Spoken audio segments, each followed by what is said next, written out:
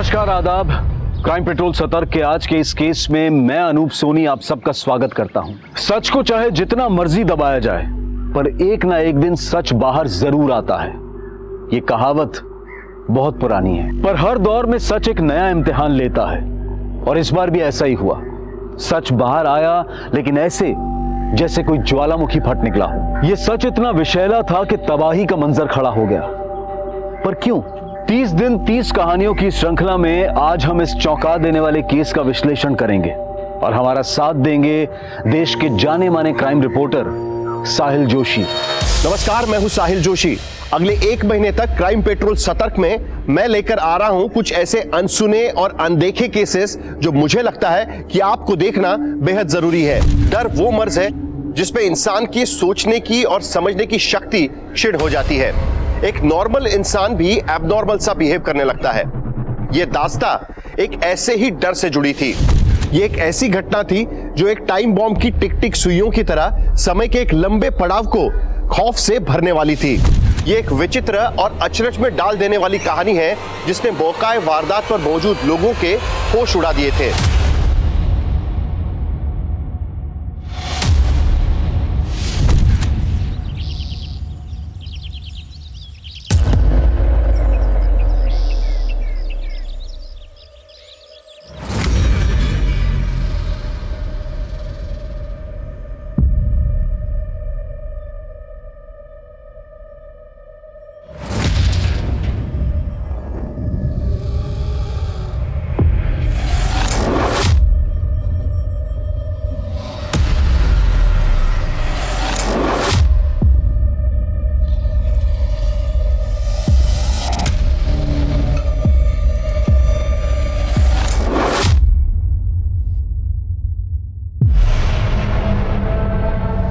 Vyoma, desk पे मेरी क्या हुआ? Vyoma, are you okay? इतनी डरी क्यों हुई हो?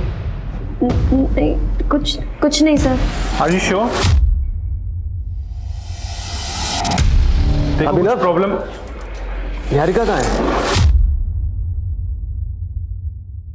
सर, निहारिका तो अभी तक आई नहीं है शायद।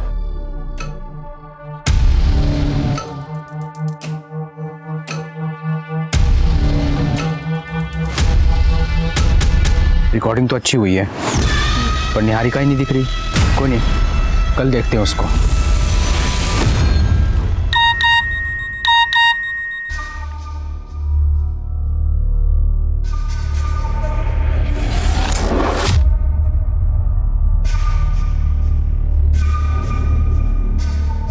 निहारिका,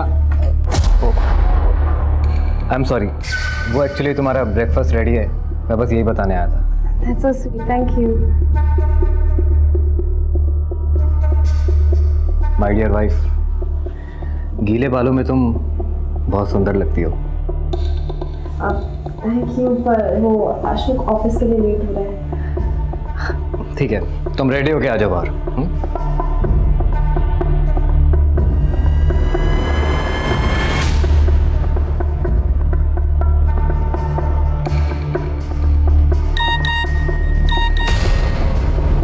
मुझसे ना मिलके तुमने मेरी इंसल्ट की है संजना। अगर मिलना ही नहीं था तो इतना भाव क्यों दिया?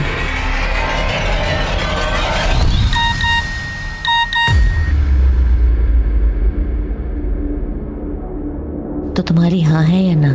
हम आज शाम मिल रहे हैं या नहीं? माँ, सौरभ मुझसे जवाब मांग रहा है। कौन सौरभ? माँ, मैंने आपको बताया था ना कि मैट्रिमोनियल साइट में मैंने एक लड़के को पसंद किया है, वही सौरभ। वो मुझसे मिलना चाहता है, उसके बाद मैं आपको उससे मिलवा दूंगी। मुझे नहीं मिलना किसी सौरभ से। ये इंटरनेट वाले लड़कों पे ना मुझे बिल्कुल भी भरोसा नहीं है। ये टिफिन ले और ऑफिस जा। माँ, आप बहुत ज्यादा सोच रहे हो। माँ, क्या प्रॉब्लम है? जाने दो ना मिलने के लिए। और वैसे भी दी के लिए लड़का तो आप ढूंढ नहीं पा रहे। और सौरभ पसंद है ना, तू जा मिल के आ जा। तू चुप कर। देख बेटा, मैं तेरा रिश्ता किसी हारे गए लड़के से नहीं करा सकती। तू ना सौरभ को मना कर दे। मैं तेरे लिए बहुत अच्छा रिश्ता लेके आऊंगी।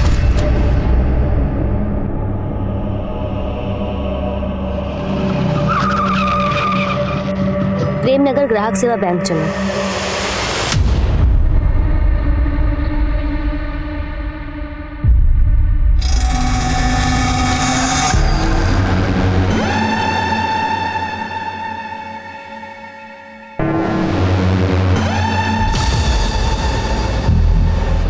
व्योमा, तेरा टिफिन रेडी है और याद से तू खाना खा लेना और दवाई भी याद से ले लेना, ठीक है? देख, तेरी फ्रेंड संजना का फोन आ रहा है, वो आती होगी। चल रेडी हो जा बेटा। अरे क्या हुआ बेटा, रो क्यों रही है? अरे देख लेना तो जल्दी ठीक हो जाएगी, कुछ नहीं होगा बेटा। देख, संजना का वापस फोन आ रहा है।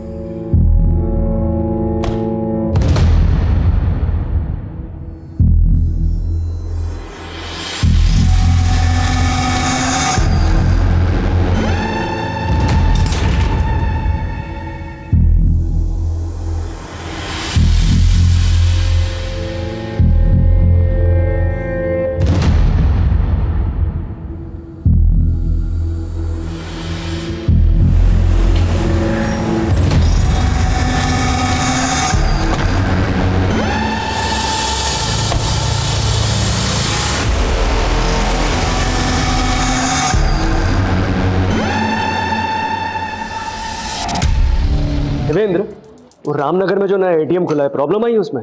हाँ सर, मेरी एटीएम मैनेजमेंट वालों से बात हुई थी कल। हाँ, मेरी भी बात हुई थी, वो लोग पहुंच रहे हैं, तुम जाओ और सुपरवाइज करो। ठीक है सर। सर, मुझे पता करना है कि आपके बैंक का लॉकर सेफ है या नहीं। श्योर। आपका अकाउंट है हमारी ब्रांच में? नहीं, अभी खोल देते हैं। ये सिक्योरिटी, अरे सब लोग अपने हाथ ऊपर करो, अपने हाथ ऊपर करो। क्या चाहिए?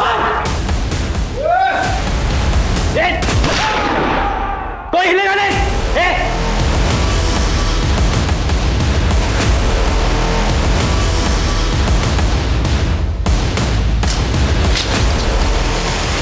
इधर सबके मोबाइल ले, ठीक है? सब लोग अपना अपना मोबाइल इसके पास दे दो, कोई चालाकी नहीं। चल ले, जल्दी जल्दी कर, दे उसका। बंद कर दिया।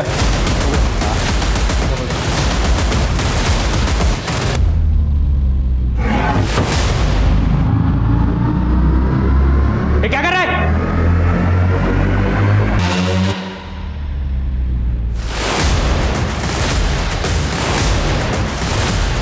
जरा ये सारे फोन बाजू में रख और एक एक फोन करके।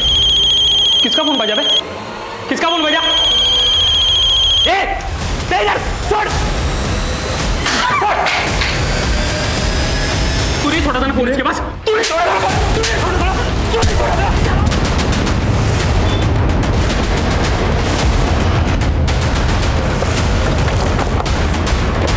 साहब, अंदर से गोली चलने की आवाज आई थी। अटैकर्स कितने लोग अंदर? साहब ये तो नहीं मालूम, लेकिन इतना देखा था कि उन लोगों ने गार्ड को गोली मार दी, फिर उसे बाद में उसे अंदर।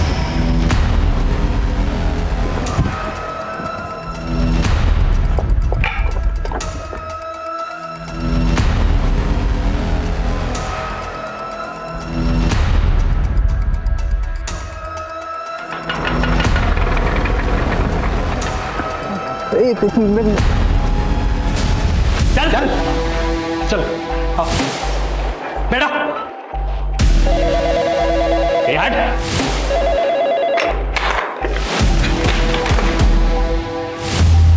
सर, लैंडलाइन भी कट कर दिया और बाकी सारे स्टाफ का फोन भी स्विच ऑफ आ रहा है। सुबह जब तुम बैंक से निकले थे उस वक्त बैंक के अंदर कितने लोग थे? सर 2-4 कस्टमर थे और बैंक का स्टाफ था सर, बस। बैंक के पूरे स्टाफ के नाम और नंबर ले लो। सर। पंकज सर, हमारी पूरी टीम को इस बात का ख्याल रखना है कि उन्हें हमारी एक्टिविटीज के बारे में कुछ भी पता नहीं चलना चाहिए। जो भी करना है छुप के करना है सर।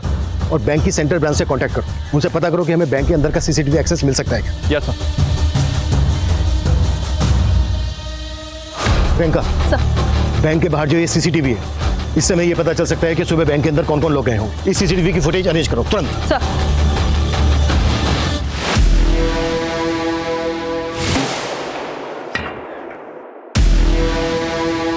बाहर तो पूरा सन्नाटा है बे। चाय की टपरी है, चाय वाला है?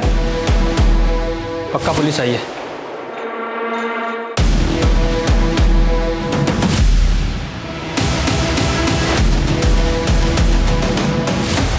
सर ये मनीष जी हैं, हमारे सीनियर स्टाफ। और सर ये अभिनव है, हमारा असिस्टेंट मैनेजर।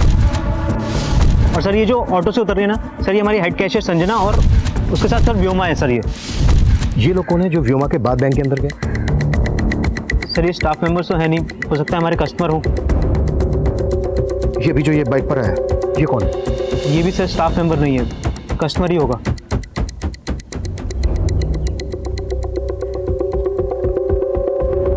प्रियंका, ये बाइक यही है।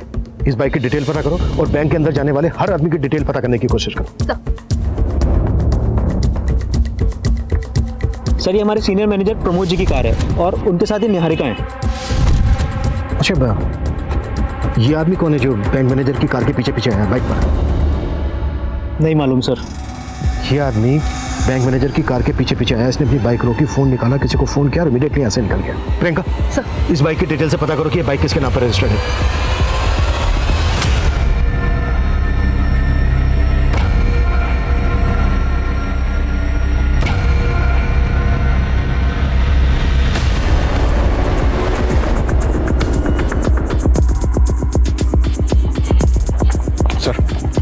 सेंट्रल ब्रांच से पता किया, यहाँ के सीसीटीवी ऑफ किए गए। बंद होने से पहले की फुटेज मंगवाई? जी हाँ सर, वो मुझे मेल करने वाले हैं। अबे साला, पक्का पुलिस है बाहर, मैंने देखा एक को। अब क्या करें पुलिस? सोचते हैं कुछ।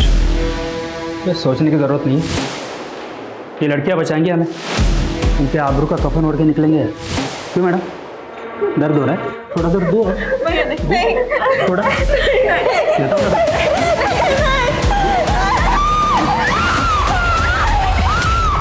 बैंक के अंदर से लड़की के चिल्लाने की आवाज आ रही है। इससे पहले कि वो किसी को नुकसान पहुंचाए, हमें जो भी करना है जल्द से जल्द करना होगा। बैंक के चारों तरफ चेक करो कि कहीं से बैंक के अंदर का कुछ दिखता है क्या, पर सेफली। सर इस ब्रांच के सीसीटीवी बंद होने से पहले की फुटेज आ गई, ये देखिए। फुटेज देख के तो यही लग रहा है कि अटैकर सिर्फ दो ही हैं। इन्होंने गार्ड को गोली मार दी है और वो भी जिंदा नहीं बचा। जी सर, सेंट्रल ब्रांच से एक बात और पता चली सर, पिछले 2 दिन से इस ब्रांच का पैसा वहाँ पे जमा नहीं हुआ। हाँ सर, कल के कलेक्शन के बाद हमारे ब्रांच मैनेजर प्रमोद जी ने मना किया था पैसे ना भेजने के लिए। अमाउंट काफी बड़ा है, इतना पैसा यहाँ रखना सही होगा? हमने कल का पैसा भी नहीं भेजा था। अरे वो ना कुछ कस्टमर्स की रिक्वेस्ट आई थी, उन्हें हैवी विड्रॉल करना कल, इसलिए बोले। एंड डोंट वरी, किसी को नहीं पता हम यहाँ पर इतना कैश रखते हैं। It's okay, do it. Okay sir. और सर नियम तो ये है कि ब्रांच मैनेजर ही बैंक खोलेगा, लेकिन हमारे मैनेजर तो उस गेट कीपर को भी चाबी देके रखते थे डेली बैंक खोलने के लिए। क्यों हमें टॉर्चर कर रहे हो तुम? तुम्हें पैसे चाहिए ना? बैंक में 4 करोड़ रुपए रखा है, जितना चाहिए ले जाओ। अबे बार बार बोल रहा है पैसे लेके जाओ, पैसे लेके जाओ। बाहर पुलिस खड़ी है, पैसे लेके जाओ। है तेरे पास कोई प्लान है? सर बैंक मैनेजर प्रमोद ने पर्पसली 2 दिन तक ब्रांच का पैसा सेंट्रल ब्रांच में जमा नहीं किया और वो ब्रांच की चाबी को भी सिक्योरिटी गार्ड के पास रखता था। कहीं ऐसा तो नहीं इस सब में उसका इन्वॉल्वमेंट है? हो सकता है, लेकिन पंकज, रॉबर्स का पहला टारगेट होता है लूट कर भाग जाना, लेकिन यहाँ पर तो रॉबर्स ने बैंक के अंदर अपने आप को बंद कर लिया है। क्या मकसद होगा इसका? हो सकता है सर बैंक के अंदर जो लोग मौजूद हैं उनको लूट के बाद ह्यूमन शील्ड बनाकर भागने की कोशिश हो। प्रेमनगर के ग्राहक सेवा कोऑपरेटिव बैंक में गोलियां चल रही हैं। एक ऐसे ही गोली का शिकार हुआ है बैंक का security guard Sumit Verma. Bank के अंदर कई मासूम फंसे हैं जिनकी जान खतरे में है। अंदर हमलावर कितने हैं, उनके पास किस तरह के हथियार हैं, पुलिस गेस नहीं कर पा रही।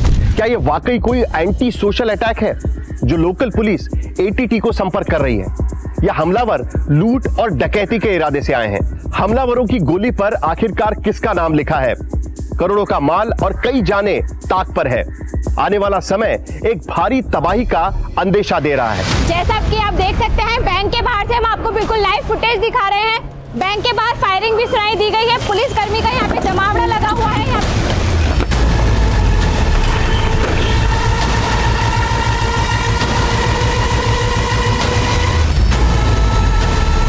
अबे पुलिस का पूरा पलटन आ गया बे, अलर्ट रहना पड़ेगा। हमारा मकसद है रॉबर्ट्स को पकड़ना, किसी भी इनोसेंट को कोई नुकसान नहीं पहुंचना चाहिए। क्लियर? जाओ अपनी अपनी पोजीशन ले लो। सर सिक्योरिटी गार्ड की एजेंसी में फोन किया, उनको बताया कि सुमित नाम का गार्ड मारा गया है। पर उनका कहना है कि सुमित नाम का कोई भी गार्ड उन्होंने इस ब्रांच में अपॉइंट नहीं किया था। व्हाट? यस सर, बल्कि उन्होंने एक दूसरे गार्ड की फोटो भेजी है मुझे, ये देखिए सर, बाबूलाल नाम है इसका। उनके मुताबिक इस ब्रांच में बाबूलाल ड्यूटी पर था। हाँ सर, बाबूलाल ही हमारे यहाँ ड्यूटी किया करता था, लेकिन एक हफ्ता पहले वो छुट्टी पे चला गया था। सर मुझे 2 दिन के लिए गांव जाना है सर, तब तक एजेंसी वाले सर इसे ड्यूटी पर भेजेंगे, फिर मैं 2 दिन के बाद आके ज्वाइन कर लूँगा सर। ठीक है, थैंक यू सर। लेकिन एजेंसी वालों ने तो हमें ऐसा कुछ नहीं बताया। सर इस बारे में तो मैं कुछ नहीं कह सकता, और सर प्रमोद जी ने ही उसे अलाउ किया था 2 दिन के लिए। तुम्हारा ये बैंक मैनेजर प्रमोद 2 दिन से पैसा अपनी ही ब्रांच में रखता है, सेंट्रल ब्रांच में नहीं भिजवाता। और अब ये पता चलता है कि वो ड्यूटी पे तैनात गार्ड की जगह किसी दूसरे को ड्यूटी पे रख लेता है। कहीं ऐसा तो नहीं है कि बैंक मैनेजर भी मिला हुआ है इन लोगों से? मैं क्या बता सकता हूँ इस बारे में। तुम्हारे मैनेजर ने तुम्हें बाहर भेजा था ना बैंक से? सर वो ATM मशीन खराब हो गई थी, मैं वो चेक करने गया था। सर आप चाहे तो चेक कर सकते हैं सर। चेक तो हम करेंगे ही। एक मिनट सर, ये बाइक किसी मुकेश माथुर की है। ये बाइक 3 दिन पहले चोरी हुई थी और उसने चोरी होने की कंप्लेन भी की है। मतलब इस बाइक से जो आया वो रॉबर था और वो चोरी की बाइक लेकर यहाँ आया? जी सर इस आदमी की फोटो हमने सारे थानों में सर्कुलेट कर दी थी। उससे पता चला है कि ये आदमी एक नामी क्रिमिनल है, उत्कल, जो पहले भी चोरी और लूट के मामलों में अंदर जा चुका है। अच्छा, वो दूसरी बाइक जो बैंक मैनेजर की कार के पीछे आई थी वो किसके नाम पर रजिस्टर है? सर वो किसी देव कुमार के नाम पर रजिस्टर है। ये वो देव कुमार, मायानगर के एड्रेस पे।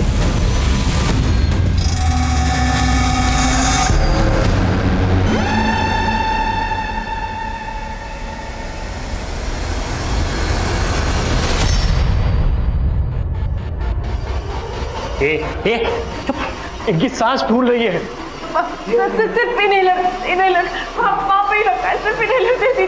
करके बैठ, बड़ी डॉक्टर बनती है। क्यों बुड्ढे, क्यों नौटंकी कर रहा है? उनको इनहेलर दे दो ना। अबे चुप। कौन सा? अबे तेरी तो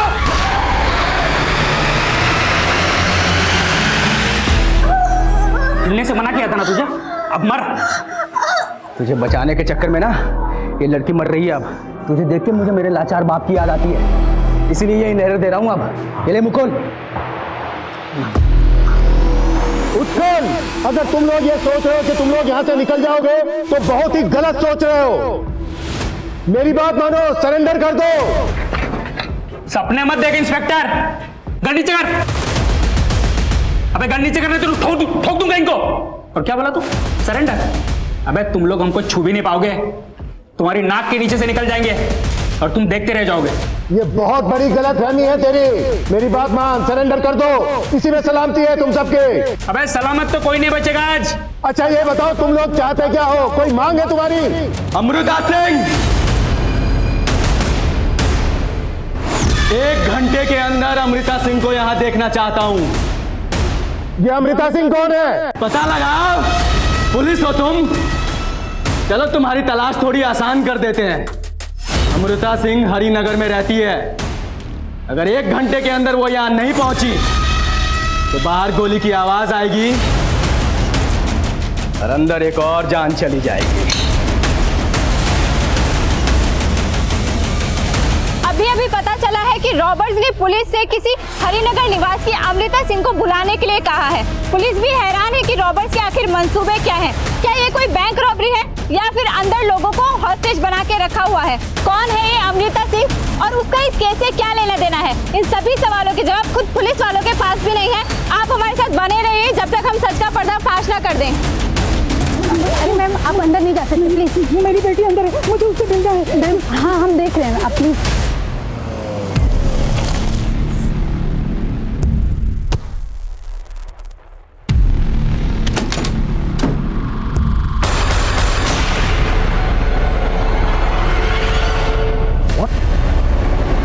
बाबूलाल का मर्डर? बाबूलाल की बॉडी को पोस्टमार्टम के लिए भिजवाओ और पता करो कि ये बाबूलाल सुमित को कैसे जानता था कि बाबूलाल ने बैंक में अपनी जगह पर सुमित को काम पर लगवाया। अब तक हम मानकर चल रहे थे कि बाबूलाल ने सुमित को अपनी जगह काम पर लगवाकर ये प्लान बनाया हो, पर बाबूलाल को तो मर्डर हो गया और यहाँ पर सुमित मारा गया। और सर ये हरिनगर के किसी अमृता सिंह को बुलाने की बात कर रहा है। इतने बड़े हरिनगर में अमृता सिंह को कैसे ढूंढेंगे?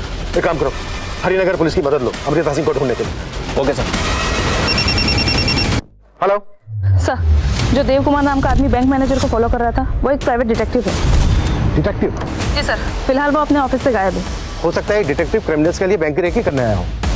इस डिटेक्टिव की पूरी कुंडली निकालो, जल्द से जल्द अंदर चाहिए मुझे। आकाश सेंटर ब्रांच से इस ब्रांच की एक हफ्ते की फुटेज मंगवाओ, क्विक। सर, वो एक बैंक एम्प्लॉय व्योमा सैनी की मदर हैं। उनका कहना है कि बैंक आने से पहले व्योमा ने सुसाइड नोट घर पर छोड़ा था। Suicide note? सर, मेरी व्योमा को बचा लीजिए सर, वो खुद को खत्म कर देना चाहती है। इस लेटर में उसने वही लिखा हुआ है। व्योमा को फेशियल डिसीज है, उसकी वजह से मेरी बच्ची को बहुत तकलीफ होती थी, उसकी वजह से शायद। अच्छा एक बात बताइए, कभी उसको देखकर आपको ऐसा लगा कि वो किसी दबाव में है, किसी के प्रेशर में है, या वो कनेक्टेड हो इस रॉबरी से? नहीं सर, ऐसा कुछ भी नहीं है। प्लीज मेरी बच्ची को बचा लीजिए सर। संजना दीदी, संजना दीदी, संजना दी। देखो व्योमा, जिंदगी में हमेशा सब खुश नहीं रहते।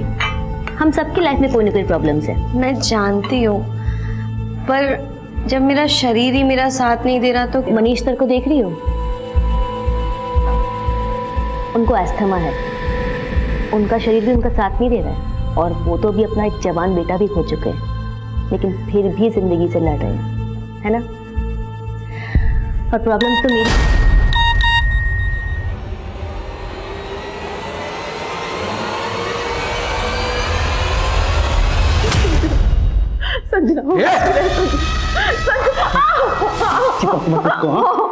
उसका दर्द है ना, वो सहेगी। तुम्हें जो चाहिए तुम ले लो ना, हमें बख्श दो। ये बख्श दूं? तुझे बख्श दूं? तुझे तो सबसे पहले नोचूंगा मैं। सारी तेरिया चरित्र अपने पति के होते हुए मैनेजर के साथ सोच लिए तू।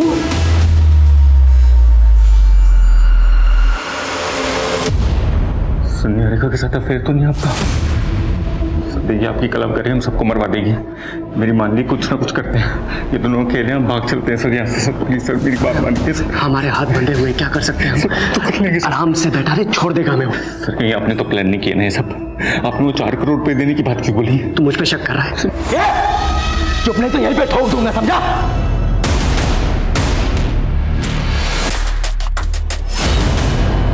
अमृता सिंह क्यों नहीं है अब तक? हरिनगर पुलिस से मेरी बात हुई।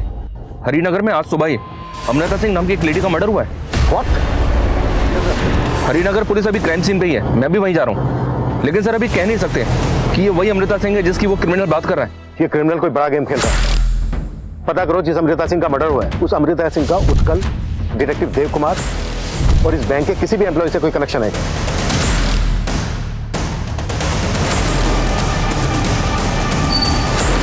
Sir sir sir sir sir sir, Sanjana मेरी बहन ये बैंक में काम करती है। प्लीज ठीक है, एक बार साहब से मिलवा दो प्लीज प्लीज सर। सुबह जब अमृता का मर्डर हुआ उस वक्त घर पे कोई और नहीं था। अमृता का हस्बैंड दिल्ली में है। हमें इस घटना की जानकारी इनके यहाँ काम करने वाली मेड ने दी। बहुत ही ब्रूटल मर्डर है। हैरानी की बात यह है कि खूनी अमृता को मार के उसकी एक उंगली भी काट के ले गया। तो किलर का विक्टिम की उंगली काटने के पीछे मकसद क्या हो सकता है, कुछ पता चला? हमें मेड से पता चला कि अमृता उस उंगली में एक डायमंड रिंग पहना करती थी जो कि अब गायब है। और स्ट्रेंज बात है, इसके अलावा घर में किसी भी तरह की लूटपाट के कोई संकेत नहीं है। अगर ये सिर्फ लूट होती तो किलर विक्टिम की उंगली से सिर्फ डायमंड रिंग को ही गायब क्यों करता, वो भी उंगली काट कर? नहीं सैनी, ये माजरा कुछ और ही है। ये वो अटैकर हो सकता है जो अमृता के घर आते वक्त सीसीटीवी कैमरे में कैप्चर हुआ, लेकिन इसका चेहरा साफ नजर नहीं आ रहा। हम इस घर के आसपास की दूसरी फुटेज भी निकलवा रहे हैं। लेकिन हमारे लिए स्ट्रेंज बात यह है कि प्रेमनगर की ग्राहक सेवा केंद्र में मौजूद क्रिमिनल्स हरिनगर की रहने वाली अमृता सिंह को क्यों बुला रहे हैं? हमने बैंक को चारों तरफ से घेर तो लिया है, लेकिन हमारे लिए जरूरी है एक ऐसा प्लान बनाना जिससे हम अंदर जाकर सबको सेफली बाहर निकाल सकें। और उसके लिए जरूरी है ये पता लगाना कि अंदर चल क्या रहा है।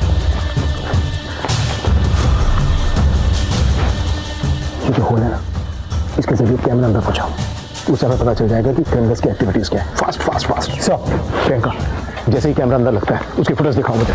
सर बैंक में एक संजना नाम की लड़की काम करती है, बाहर उसकी माँ और उसका भाई आए हैं। सर वो किसी सौरभ पे शक जता रहे हैं। सौरभ?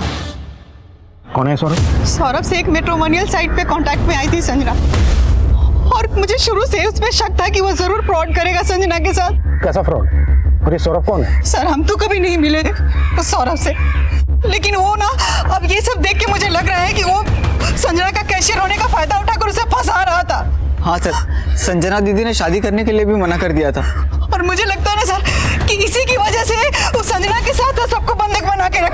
आपको ऐसा क्यों लग रहा है कि सौरभ ने ही सबको बंधक बनाया होगा? कभी संजना ने इस बारे में कुछ कहा था आप लोगों से?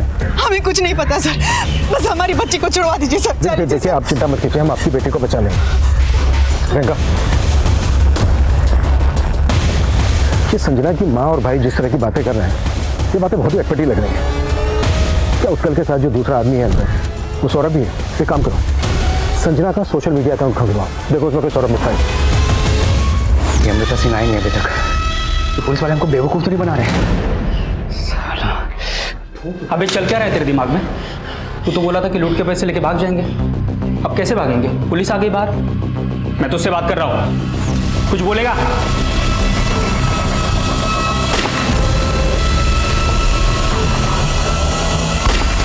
स्मार्ट बनने की कोशिश मत कर इंस्पेक्टर, वरना सब मरेंगे। देख मेरे हवलदार पे गोली चला के तूने अच्छा नहीं किया। तू ये बात चाहता क्या? क्या मांग है तेरी? बता तो दिया है कहाँ अमृता सिंह?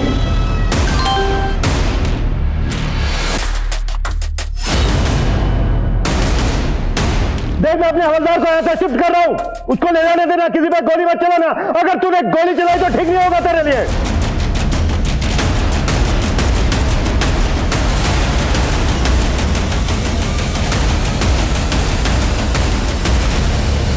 सर उस फुटेज में जो आदमी नजर आ रहा है उसी ने अमृता सिंह का मर्डर किया है। एक बात और पता चली है सर, 10 साल पहले तक ये अमृता सिंह ग्राहक सेवा बैंक में जॉब कर रही थी। तो ये क्रिमिनल हमसे उसी अमृता सिंह को बुलाने की बात कर रहा था जिसका आज सुबह मर्डर हुआ। अमृता को मारने वाला ये आदमी है कौन? मैं पता लगवा रहा हूँ सर, अमृता का हस्बैंड भी दिल्ली से आ गया है। मैं और हरिनगर पुलिस हम दोनों से इंक्वायरी कर रहे हैं।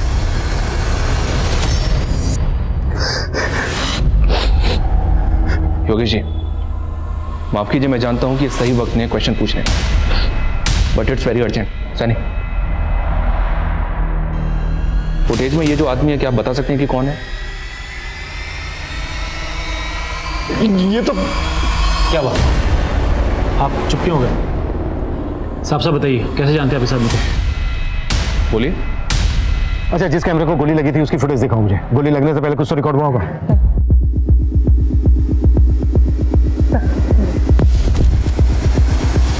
इस आदमी का बॉडी। हाँ पंकज।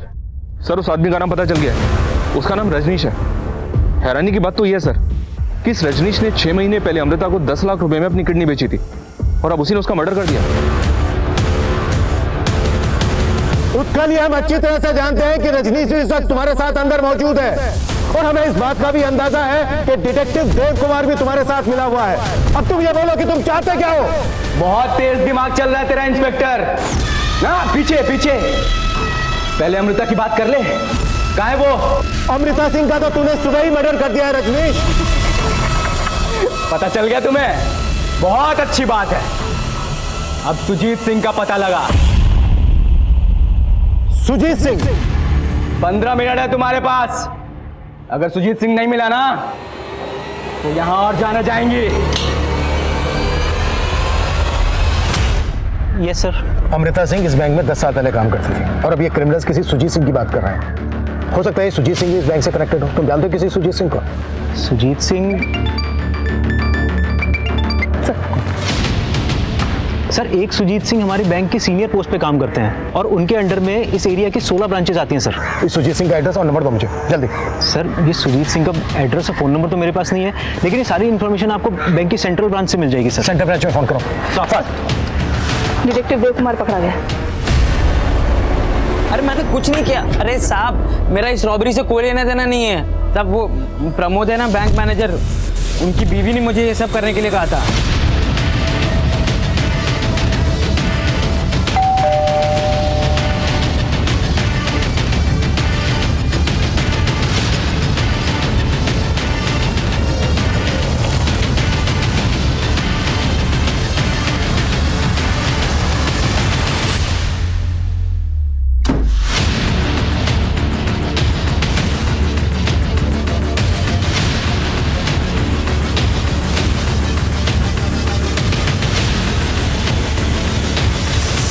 सर ये रजनीश के घर से एक स्केलेटन मिला।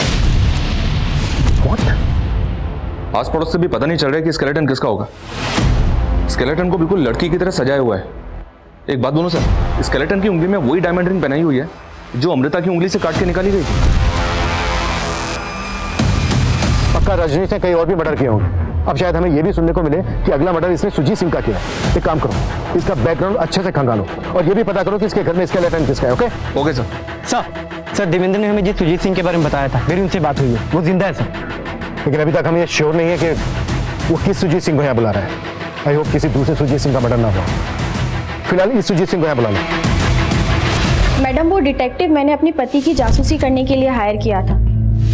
उसका इस रॉबरी से कोई लेना देना नहीं है। क्या जासूसी कर रही थी आप अपने पति की? क्योंकि मुझे शक है कि प्रमोद का उनकी कुलीग निहारिका के साथ अफेयर चल रहा है।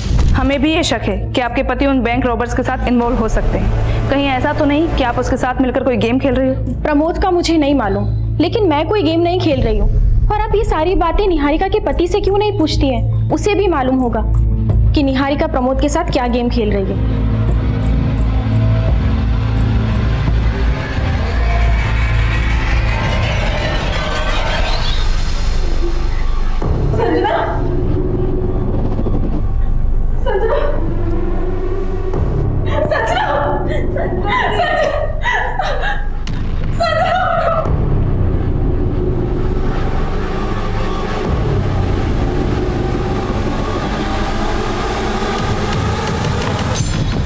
सुजीत सर। जी सर, मैं देवेंद्र, मैं इसी ब्रांच में काम करता हूँ। आइए सर, एक सेकंड आइए। Sir Sujit Singh ji sir.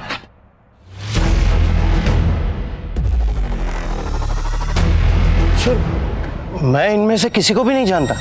आप अपनी एक्स एम्प्लॉई अमृता सिंह को तो जानते होंगे। इस रजनीश ने उसका मर्डर कर दिया है और अब उसने आपको बुलाया। आप कुछ बता सकते हैं क्या चाहता है ये?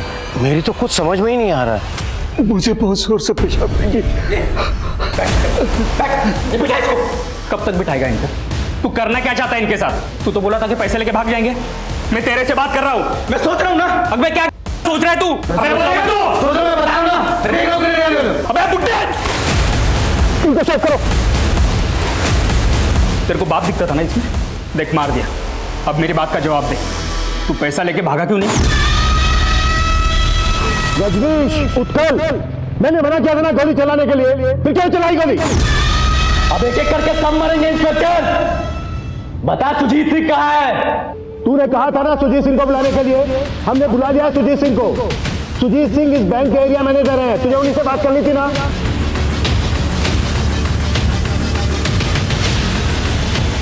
एकदम सही आदमी को लेके आया इंस्पेक्टर।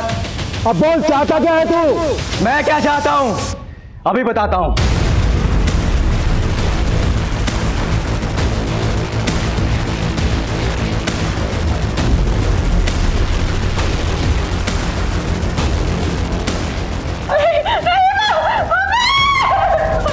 सुजीत सिंह, ये चीख सुनाई दी किसकी है?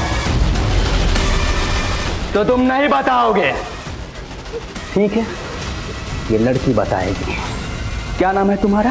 हाँ, मैं करवाता हूं बात, लेकिन तुम किसी को नुकसान मत पहुंचाना। मैं सुजीत सिंह बोल रहा हूं। मैं नहीं जानता तुम कौन हो, लेकिन मैं बताऊंगा कि मैं कौन हूं। मेरा नाम रजनीश दीक्षित है और मेरे बाप का नाम दिनेश लाल दीक्षित। कुछ याद आया? सुजीत सिंह, तेरी जुबान क्यों सिल गई? तू बोल नहीं तो ये लड़की खामोश हो जाएगी। बस रजनीश, बस।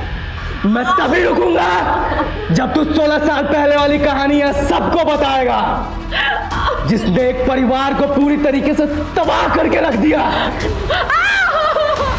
बताता हूं, मैं सब बताता हूं।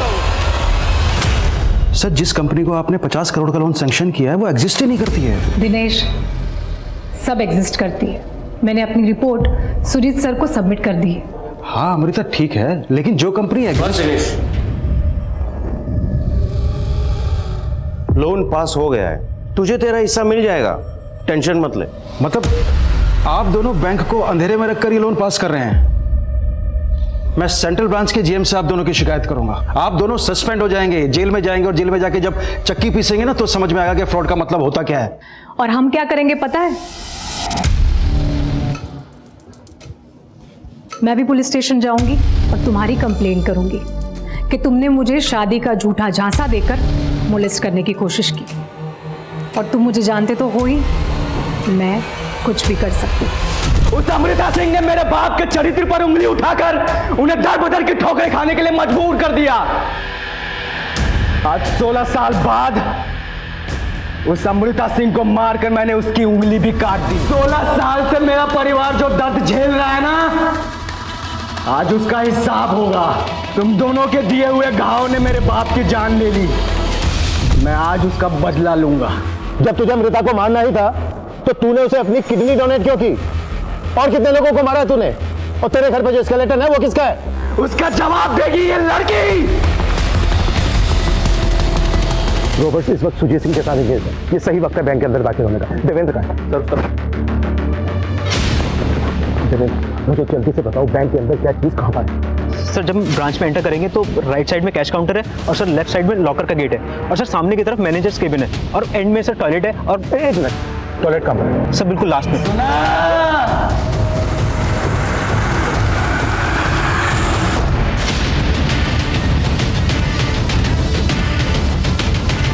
सुजीत सिंह, बता कौन है असली निहारिका?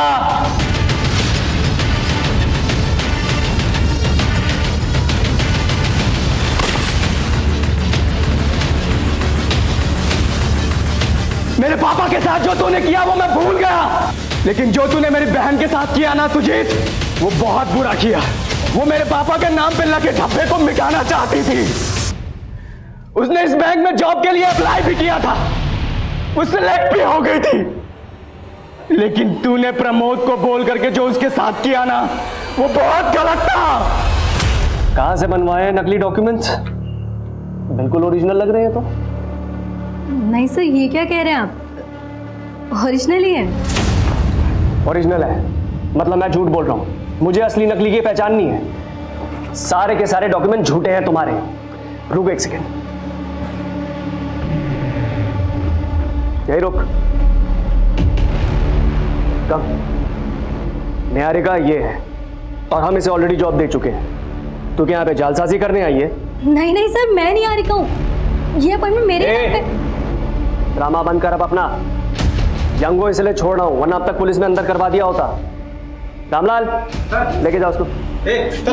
सर ये बात तो सुनिए। उस हादसे के बाद मेरी बहन ने आत्महत्या करने की कोशिश की और वो कोमा में चली गई। उसके इलाज में हमारी पाई खर्च हो गई। हमने उसे अपने घर पे रखा, लेकिन ऑक्सीजन सिलेंडर तक के लिए हमारे पास पैसे नहीं बचे। फिर मैंने अपने हाथों से उसे, मैं पिछले 1 साल से अपनी बहन के लाश के साथ जी रहा था। फिर मैंने तय किया मैं इन सब का बदला लूंगा। मैंने अमृता को ढूंढ निकाला, फिर मुझे पता लगा उसे किडनी की जरूरत थी और मुझे पैसों की। वो नहीं जानती थी कि मैं दिनेश दीक्षित का बेटा हूं। मैं उसका मसीहा बना और मैंने अपनी किडनी दी, बदले में 10 लाख रुपए लिए। उसी पैसे से मैंने सुजीत तुझसे और तेरी बेटी से अपना गुनाह कबूल करवाने का प्लान बनाया। सुमित और उत्कल पैसों की वजह से मेरे साथ आ गए। फिर मैंने बाबूलाल की जगह सुमित को दिलवाने के दिमाग लगाया और बाबूलाल को भी लालच दिया। मेरे कहने पर ही बाबूलाल ने सुमित को यहाँ बैंक में लगवाया। फिर मैंने बाबूलाल को भी खत्म कर दिया। सर, हम लोग अंदर घुस रहे हैं, आप उसका ध्यान अपनी तरफ खींचिए। रजनीश, बाबूलाल ने तेरा साथ दिया, तूने उसको भी मार दिया। फिर तूने सुमित को अपने साथ मिलाया, तूने सुमित का भी मर्डर कर दिया। उत्कल, सुन मेरी बात देख, रजनीश तो अपने सर पे कफन बांध के आया है। अब तू सोच तुझे क्या करना है। रजनीश, जिसने तेरा साथ दिया है तूने सबको मार दिया। अब ये बता, क्या तू उत्कल को भी मारने वाला है? इंस्पेक्टर, उत्कल को भड़काने की नाकाम कोशिश कर रहा है तू। सुमित को इसी ने मारा क्योंकि उसको पैसों का बंटवारा नहीं चाहिए था। उत्कल, तू मेरी बात सुन, सोच, अगर तू बचना चाहता है तेरे और तेरे बाप की वजह से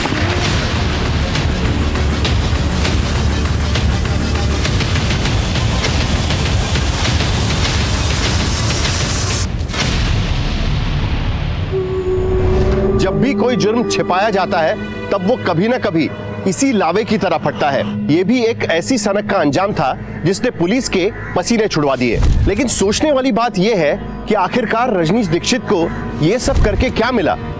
वो अपने परिवार के साथ हुई नाइंसाफी के खिलाफ एक कानूनी लड़ाई भी लड़ सकता था। लेकिन उसने अपराध का रास्ता चुना।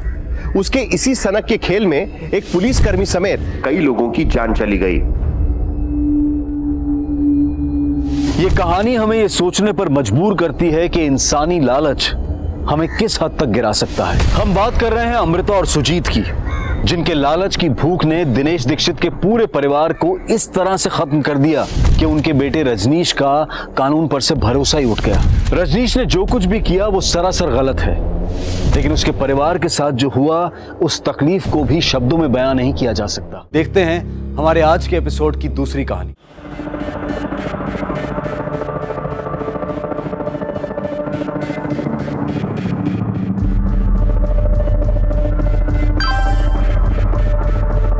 बाहर आ जाओ।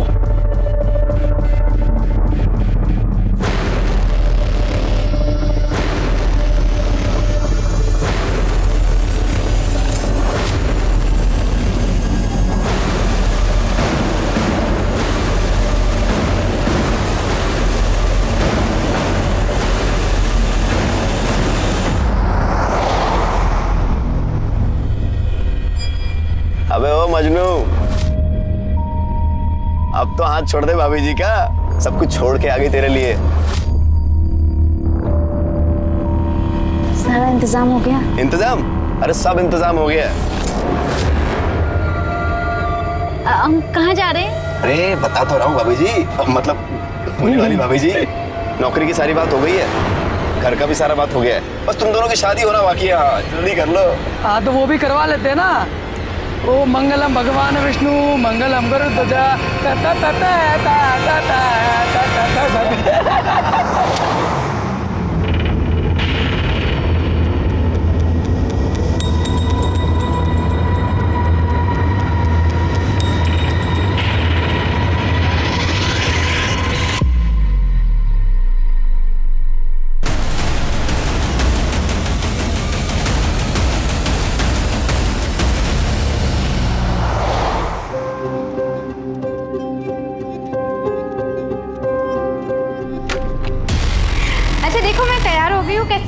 तैयार तो हम भी हैं।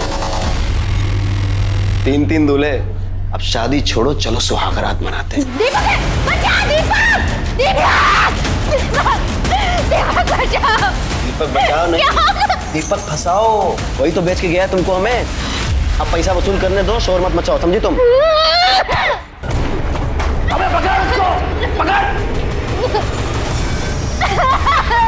शांति से करके हम छोड़ देते, समझी तुम? लेकिन जो लात मारी है ना हमको, देखो तुम्हारा हम क्या हाल करते हैं।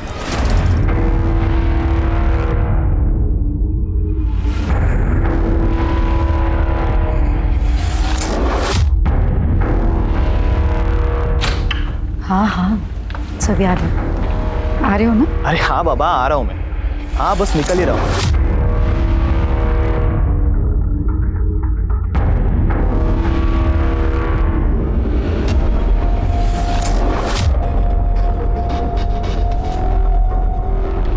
हीरोइन, सारा दिन ये पंखा साफ करना है, बाकी का काम तेरा बाप करेगा क्या? नहीं, बस हो ही गया। पैसे ले और सामान की लिस्ट। चल मार्केट जाके सामान लेके आ, और हाँ टाइम से आना वापस घर। कहाँ जा रहे हो तुम?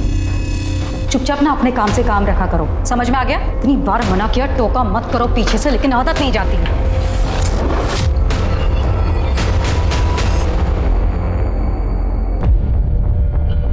सर मेरा नाम दीपा कुलकर्णी है, मैं एक सोशल वर्कर हूँ। मुझे ये लड़की कल रात को अकेले रोड पर मिली।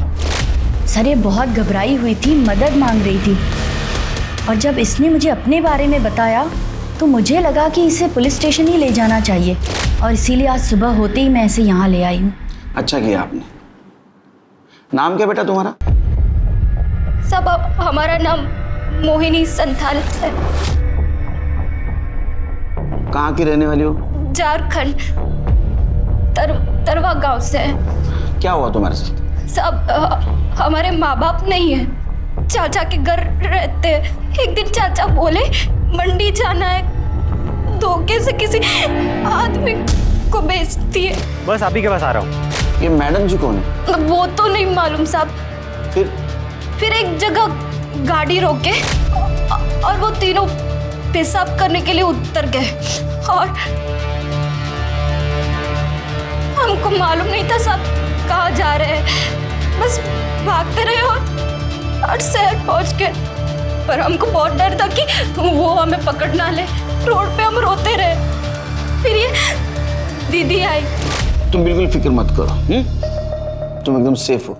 शिरके, मोहिनी को एनजीओ भेजने की तैयारी करो। तृप्ति, इसके चाचा के डिटेल्स, गांव के डिटेल्स सब ले लेना। ये दीदी के साथ जाओ।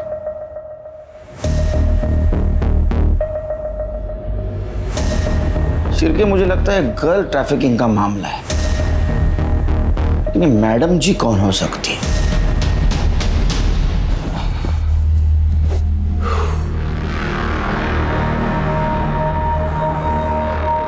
यार वो लड़की आने वाली थी ना, क्या हुआ उसका? नहीं आई। कुछ प्रॉब्लम है तो किसी और को ढूंढना पड़ेगा। क्यों? क्या हुआ उसका? इतने परेशान क्यों हो रहे हैं? टेंशन मत लो, मैंने तुम्हारे लिए उससे भी अच्छी लड़की ढूंढूंगी। अरे यार तुम समझ नहीं रही हो, मेरे माँ बाप मेरे पीछे पड़े हुए शादी के लिए, बांध देंगे मुझे किसी के भी साथ, फिर रोती रहना अकेली बैठकर। तुम टेंशन क्यों ले रहे हो? मुझे तुमसे ज्यादा उस बात की फिक्र है, और वो लोग ढूंढे उससे पहले मैं ढूंढूंगी तुम्हारे लिए। जानते हो ना कितना प्यार करती हूँ, ऐसे खो दूंगी।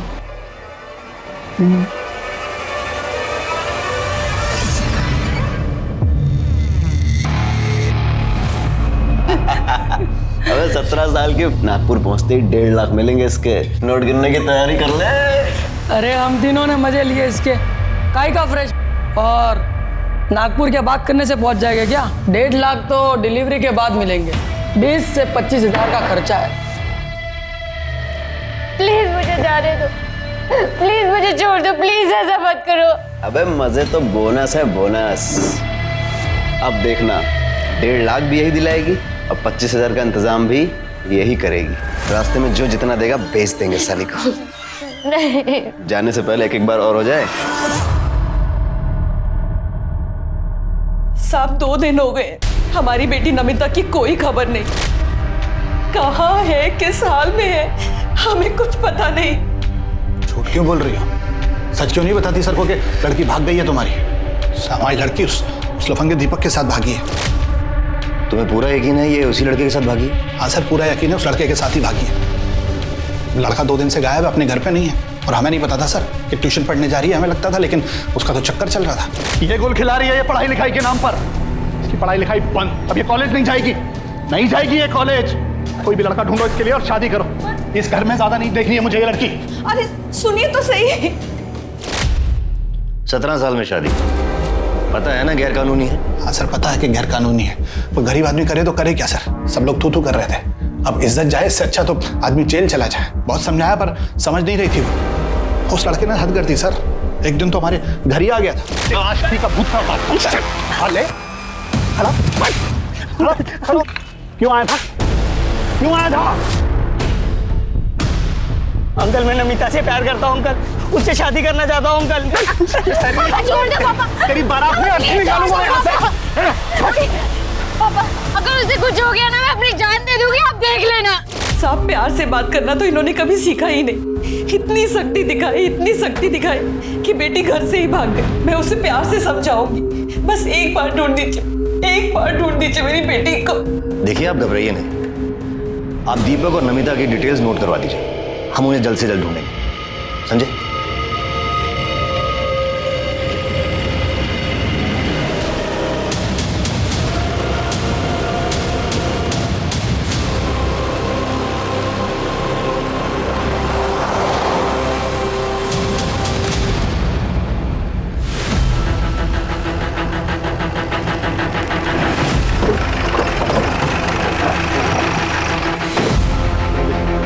आई सर, लड़की की बॉडी है, देखकर लगता है कि 16-17 साल की होगी। सर, जिस तरह से बॉडी की हालत है देखकर लग रहा है कि मर्डर हुए 2-3 दिन हो चुके हैं। पीछे मटन शॉप है, यहाँ का कचरा यहाँ पे फेंका जाता है। सर, हो सकता है कि जिसने मर्डर किया उसने जानबूझ के बॉडी को यहाँ पे डंप किया। ताकि बॉडी से बदबू ना आए और किसी को मिल ना सके। आज सुबह कचरा फेंकने आया था, उसी ने बॉडी को देखा और हमें फ़ोन किया। सर, लड़की के प्राइवेट पार्ट पर ड्राई ब्लड मिला है। सेक्सुअल असॉल्ट या रेप जैसा मामला हो सकता है, पर बॉडी बुरी तरह से सड़ चुकी है, इसलिए ऐसा कुछ कहा नहीं जा सकता। पर सर, बाकी बॉडी में चाकू से वार किया गया हो या फिर घाव, ऐसा कोई निशान दिख नहीं रहा है। सर एक मिनट। सर ये देखिए, लड़की का चेहरा थोड़ा विजिबल है और कुछ दिन पहले शास्त्री नगर पुलिस स्टेशन में इसी डिस्क्रिप्शन की एक लड़की की मिसिंग कंप्लेंट आई थी। ये फोटो, माला कोंडे नाम है इसका। कंप्लेंट किसने की थी? सर इसके हस्बैंड ने, श्याम कोंडे ने। उसको आइडेंटिफिकेशन के लिए बोला और कुछ आसपास चेक किया, एविडेंस कुछ मिला? आसपास कोई एविडेंस वगैरह नहीं मिला। इससे बात हो गई? हाँ सर, इससे मेरी बात हो गई है। ठीक है, बॉडी को पोस्टमार्टम के लिए भेज दो।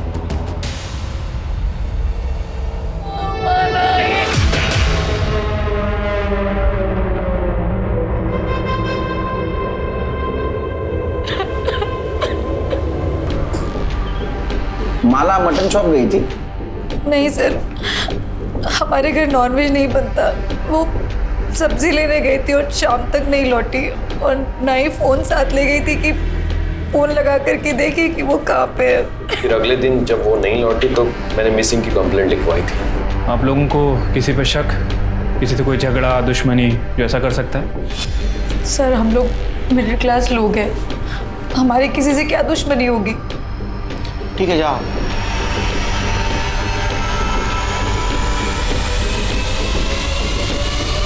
पूरा नाटक है सिर के, हाँ, ड्रामेबाज है एकदम। देखो ना, किसी ने नहीं पूछा बॉडी कब मिलेगी। कुछ झोल लग रहा है। एक काम करो, माला की डिटेल्स निकालो और एक कोंडे फैमिली की भी डिटेल्स निकालो।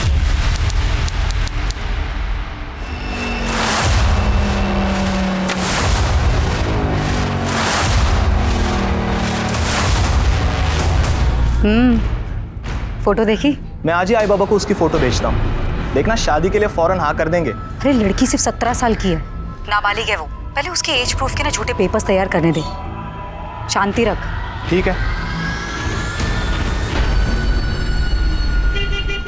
सर, कोंडे फैमिली के पड़ोसियों से बात की है। सर, हैरानी की बात यह कि पड़ोसियों तक को नहीं पता था कि माला उस घर में नौकर थी या फिर श्याम की बीवी। सर, ये कोंडे फैमिली माला के साथ बहुत बुरा व्यवहार करते थे, उसे नौकरानी की तरह ट्रीट करते थे। फिर अचानक से एक दिन उन्होंने कहा कि श्याम और माला की शादी हो गई। किसी को नहीं पता चला कि उनकी शादी कब हुई। मुझे तो पहले से झोल लग रहा था शिर की। ये कोंडे फैमिली की डिटेल्स निकाली? हाँ सर, ये श्याम को जुए की लत थी, काम वाम कुछ करता नहीं था। रमाकांत के पास भी कोई काम नहीं है और ये वैशाली घर चलाने के लिए नर्स और हाउस होल्ड हेल्प का काम करती है। दूसरों के घर में नौकर प्रोवाइड करवाया करती थी। चिरके, मुझे वैशाली के काम में भी झोल लग रहा है। पता करो, ये नर्स और नौकर प्रोवाइड करने के नाम पे कुछ काले धंधे तो नहीं करती थी? सर, हमने पता किया, माला का बर्थ सर्टिफिकेट निकली है। तुम एक काम करो, उड़ई ऑफिस से माला के फिंगरप्रिंट और फोटो के बेसिस पे उसके आधार कार्ड के डिटेल्स निकलवाओ। हो सकता है असली डिटेल्स मिले। सर,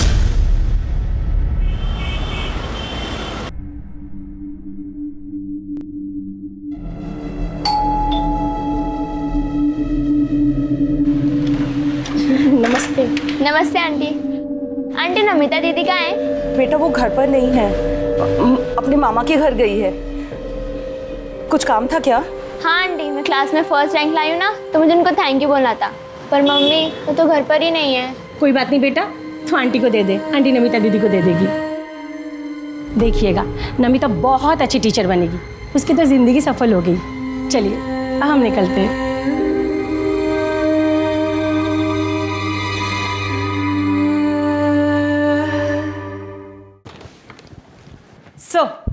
सर, ये माला का ओरिजिनल आधार कार्ड, जिसमें माला का नाम माला कोंडे नहीं, माला सुरवे है, और इसमें एड्रेस भंडारी के पास अंबाड़ी गांव का है। एक काम करो तृप्ति, ये माला के गांव जाओ, सूर्य फैमिली के सारे डिटेल्स निकालो, पता करो ये माला की शादी हुई थी भी या नहीं। सर, माला की पीएम रिपोर्ट। सर, रिपोर्ट के हिसाब से उसकी मौत 7 सितंबर की शाम 4 बजे से 6 बजे के बीच में हुई है। बहुत ज़्यादा सेक्स करने की वजह से खून बहना, बॉडी को सही न्यूट्रिशन ना मिलना, थकान, मतलब कुपोषण की वजह से उसकी मौत हुई है। सर, साथ ही साथ उसकी बॉडी पर सिगरेट के जलाने के निशान भी हैं, नाखून के खरोच के निशान भी और काटने के निशान भी हैं, और बॉडी पर 3 अलग अलग लोगों के सीमेन सैंपल भी मिले। इंसान नहीं, हैवान। इतनी छोटी सी उम्र में उसके साथ जबरदस्ती की कई सारे लोगों ने, सिगरेट के चटके दे, काटा, उसको खरोचा, हो सकता है उसके साथ गैंगरेप भी किया होगा और इसके वजह से उसका खून बहा और वो मर गई। हो सकता है सर। वैसे कोंडे फैमिली के बारे में जो इन्फॉर्मेशन मिली है उसे भी झुटलाया नहीं जा सकता सर, क्योंकि थकान, बॉडी को सही न्यूट्रिशन ना मिलना, कुपोषण, ये भी मौत का एक कारण है। चिरकिया, हमें इन्फॉर्मेशन नहीं, सबूत चाहिए। हमें पता करना होगा ये शाम की शादी हुई थी भी या नहीं, और ये भी पता कर दे ये कोंडे फैमिली सच बोल रही है झूठ। और एक चीज पता करनी होगी, ये श्याम और रमाकांत का डीएनए हमें बॉडी पे जो सीमेंट्स मिले उससे मैच होता है या नहीं। अरे देवा, देख बोला था ना मैंने, ये माला ना सिर्फ शक्ल से भोली दिखती है लेकिन है नहीं। साहब मुझे पक्का मालूम था ये माला ना बाहर जाके 10 जगह मुंह मारती है। अरे ये उसका पति है। अरे जब भी छूने जाता ना उसको तो काटने दौड़ती थी वो। बहुत लेता था ना उसकी साइड, बोलती रह गई मैं तुझे। अरे धोखा दे रही थी वो तुझे। सर मैं उससे बहुत प्यार करता था। वो जब खो गई थी तब पूरे मार्केट में उसे ढूंढने गया था। पुलिस स्टेशन में रिपोर्ट लिखवाई थी मैंने। तुम्हारी शादी हो गई थी ना, तो रजिस्ट्रेशन भी हुआ होगा, मैरिज सर्टिफिकेट है? साहब शादी 2 महीने पहले हुई थी। अब सर्टिफिकेट ये रजिस्टर करवाते तब तक तो माला ही चली गई। अच्छा शादी की फोटो दिखा दीजिए।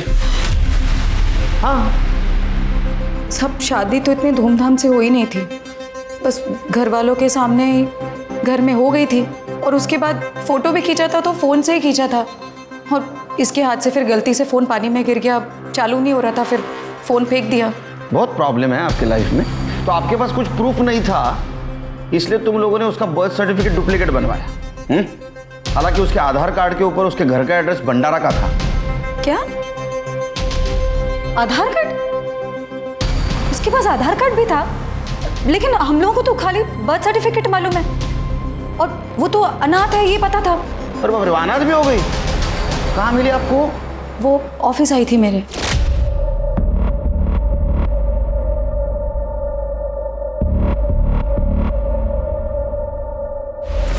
क्या है? इधर आओ।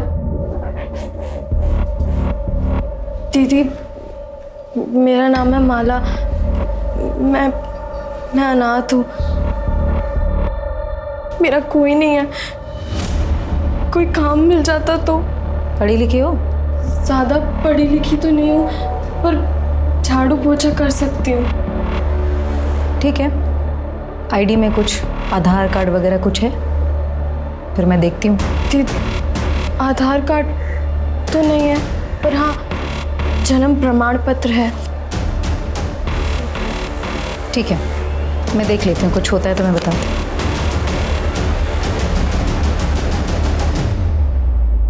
सर माला की कहानी सुनकर मुझे उस पर तरस आ गया था। दिखने में भी ठीक ठाक थी वो, इसलिए मैंने वैनी से कहा कि आप ही पूछ लीजिए उसे कि अगर वो शादी करना चाहती है मुझसे। साहब उसने भी मना नहीं किया, हाँ बोल दिया, तो मैंने शादी करवा दी। सच बोल रही है? हाँ ये सच बोल रहे हैं? हाँ ऐसे ही हुआ था। चिरके, ये शाम की डीएनए टेस्ट करवा, और रमाकांत का भी। मेरा क्यों? मैंने क्या किया? इसने कुछ किया? नहीं, मतलब मेरा मतलब है माला तो मेरी बेटी जैसी थी, बहू थी। डर क्यों रहे हो? हाँ चिरके, इन दोनों का डीएनए टेस्ट करवा। चिरके, ये कोंडे फैमिली का झोल है। वो रमाकांत देखा कितना डरा हुआ था। मुझे लगता है माला से जबरदस्ती प्रोस्टिट्यूशन करवाते थे। हो सकता है सर, लेकिन अगर 1% भी चांस हुआ कि माला एक काम जानबूझ के करती थी पैसे कमाने के लिए, तो सर? नहीं शिरकी, अगर वो जानबूझ के करती थी, इतने पैसे कमाती थी, तो पैसों का क्या करती थी? क्योंकि उसके मौत का एक कारण कुपोषण भी है, उसको ठीक तरह से खाना भी नहीं मिलता था। ये वैशाली के एजेंसी का कुछ पता चला है? ऐसी एजेंसी? हाँ सर, उसकी एजेंसी लीगल है, रजिस्टर्ड भी है। अपने खबरों को अलर्ट कर दो। ये कोंडे फैमिली के सारे डिटेल्स चाहिए मुझे, पास्ट फ्यूचर प्रेजेंट सब। ठीक है सर।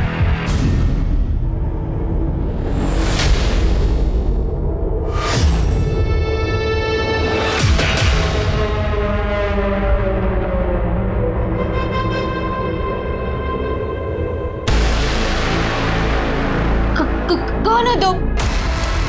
प्लीज मुझे हाथ में लगा, प्लीज।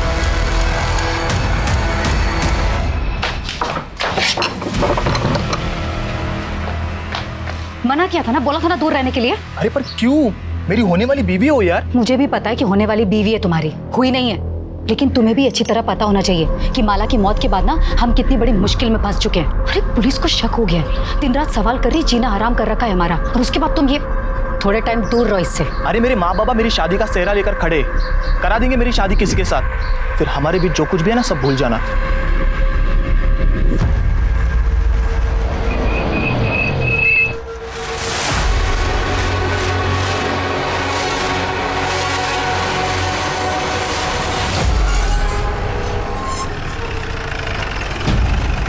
अच्छा सुनो, मैं राम बाबू के यहाँ पे आता हूँ, हैं? ठीक है? आप माला सुरवे के माता पिता सविता सुरवे और हीरानंद सुरवे हैं? नहीं, हम लोग राउत हैं। सुरवे तो वो थे जिनसे 4 महीने पहले हमने घर खरीदा था। तो वो लोग अब कहाँ हैं? पता नहीं। मैडम, सुरवे लोग तो ये गांव छोड़ के कब के चले गए? आप कौन? मैडम, मैं सुशीला, उनकी पड़ोसन। वो लोग बहुत कमीने थे, अपने बेटे मकरंद की शादी में खर्चा करने के लिए बेचारी माला को बेच दिया, और जब बिरादर में थूथू होने लगी तो ये घर बेचा और भाग गए। इसे पहचानती हो? हाँ, यही तो है माला, इसे कैसे नहीं पहचानूंगी, बचपन से देखा है मैंने इसको। तो सुरवे फैमिली कहाँ पे है, उनके बारे में कुछ जानती हो? माँ बाप का तो पता नहीं, पर सुना है मकरंद विट्ठल नगर में अपने ससुराल में घर जवाई बन के बैठा है। सर, घर बेचकर जाने के बाद माला के माता पिता को किसी ने गांव में नहीं देखा। मकरंद का भी यही कहना है कि वो अपने आखिरी दिनों में हरिद्वार चले गए। हरिद्वार पुण्य कमाने ने पाप धोने गए होंगे। सर, मकरंद का कहना है कि उसकी शादी के बाद से ही वो चले गए, और उसके बाद उसके साथ भी उसकी कोई बातचीत नहीं। सर, माला की बॉडी पे जो 3 लोगों के सीमेन मिले थे, उसकी डीएनए रिपोर्ट आ गई सर। उनमें से एक का डीएनए श्याम के डीएनए से मैच करता है। और दूसरे 2 रमाकांत की डीएनए रिपोर्ट? सर, रमाकांत का डीएनए सीमेन से मैच नहीं कर रहा है। मतलब कोंडे फैमिली माला के बारे में जो बोल रही थी वो सच हो सकता है, या ये भी हो सकता है कि उसके साथ किसी ने जबरदस्ती की या रेप। सर, दिल्ली से एक लड़की की पूछताछ आई है। कुछ दिन पहले वो अपने बॉयफ्रेंड के साथ घर से भाग गई थी। वो लड़की नागपुर में दिखाई दी। उसका नाम है नमिता सिंह। ये फोटो और उसकी उम्र 17 साल। शिरके, इसका लुकआउट नोटिस जारी करो, हो सकता है इसके बारे में किसी के पास इंफॉर्मेशन हो। ठीक है सर। माला कोंडे उस माला सुरवे मर्डर केस सुलझने की बजाय उलझता ही जा रहा है। पुलिस ने माला का बैकग्राउंड तो चेक किया है, लेकिन कत्ल के मकसद को लेकर पुख्ता तौर पर कोई बयान देने से बच रही है। पोस्टमार्टम रिपोर्ट में एक्सेसिव सेक्स और टॉर्चर की बात कही गई है, रेप नहीं आया। तो क्या रेप इसलिए नहीं आया क्योंकि माला के अंदर रेप से स्ट्रगल करने की न तो ताकत बची थी और न ही जान? क्या वाकई माला देह व्यापार में शामिल थी और यही उसकी मौत की वजह बनी? अगर हाँ, तो फिर कातिल कौन है?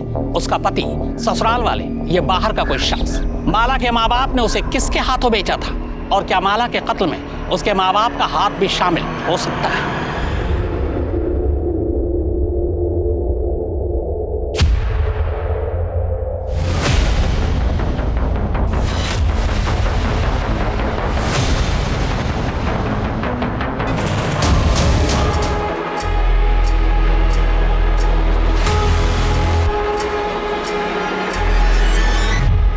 तो तू चाकू देख के डर के भागा और टेम्पो से टकराया ना? हाँ साहब। उसका चेहरा देखा? किसके हाथ में चाकू था? वो चेहरा नहीं दिख पाया साहब, वो टोपी पहना था। तेरे जेब में हमें कार्ड मिला, विजिटिंग कार्ड, वैशाली कोंडे। तू कैसे जानता है उसको? वो ये सच बोल, तेरी हालत देख। मैडम के पास कमीशन के लिए काम करता था साहब। एजेंट था ना। किस चीज का एजेंट था तू? साहब, वो मेड और नर्स के लिए लड़की ला कर देता था मैडम जी को। सिर के सुना क्या मैडम जी? तो ये वैशाली मैडम जी है, और तू उसको नर्स और मेड के नाम पे जो लड़कियां ला के देता था नाबालिग, हाँ, वो दूसरे धंधे के लिए ना? नहीं साहब, मैं ऐसा कुछ नहीं करता साहब। सिर के ये सब निकालो, इसकी पट्टी विट्टी निकालो, दूसरा हाथ तोड़ो और लेके चलो इसको। अरे नहीं, बोलता हूँ साहब, बोलता हूँ। मैं मैडम जी को धंधे के लिए लड़की सप्लाई करता था साहब। पिछले 2 साल से मैं कर रहा है साहब। ये मोहिनी संथाल को भी तू ही लेके जा रहा था ना मैडम जी को बेचने के लिए? साहब, लेके जाने वाला था साहब, लेकिन वो नागपुर आने से पहले गाड़ी से उतर के भाग गई साहब। और माला? साहब, माला को भी बेचने के लिए लाया था, लेकिन वो मोहिनी से बहुत पहले आई थी साहब। लेकिन शाम का उसके ऊपर दिल आ गया, तो फिर मैडम जी ने घर काम करने के लिए और शाम को खुश करने के लिए रख ली साहब। नमिता आ गई साहब। उसको उसके बॉयफ्रेंड ने प्यार के झांसे में घर से भगा के लेके आया था सब बेचने के लिए। यही थी? हाँ सब। वो मैडम जी इसको विकास को खुश करने के लिए रखा था, लेकिन इससे पहले विकास को कुछ करता उसने देखा कि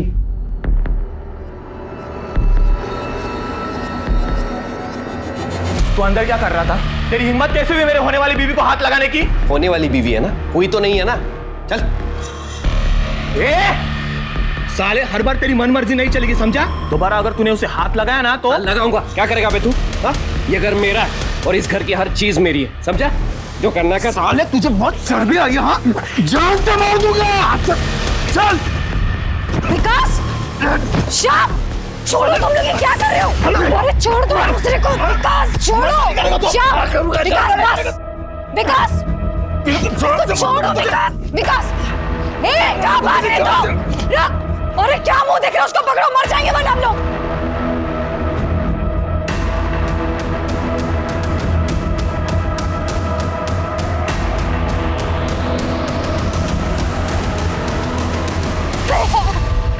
भैया प्लीज बचा लो भैया।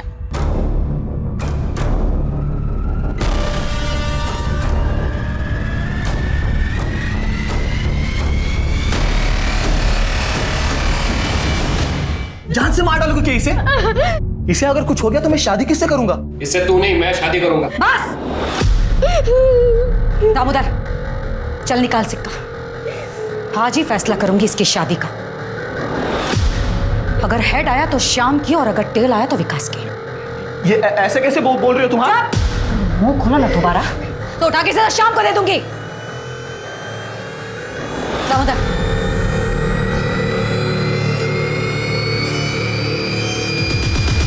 मैं जीत गया।